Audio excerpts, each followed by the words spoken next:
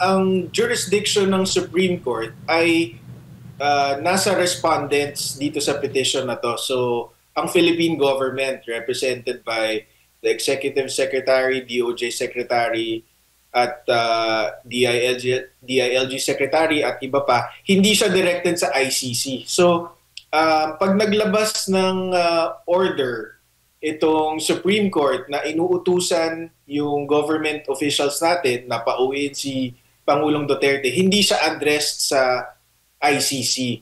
At base dun sa mga precedents na nakita natin, hindi naman uutusan ng korte natin kung paano nila ipapauwi si Pangulong Duterte. Bibigyan sila ng discretion kung paano nila gagawin yon. Pero ang malinaw is kailangan gawin nila ang lahat ng makakaya nila para mapauwi si Pangulong Duterte. Kasi meron nga tayong nakitang isang kaso, 1919 pa, Villavicencio versus Lucban, decided ng Supreme Court natin. Ang sabi doon ng Supreme Court, yung kakayahan mong gumawa ng mali.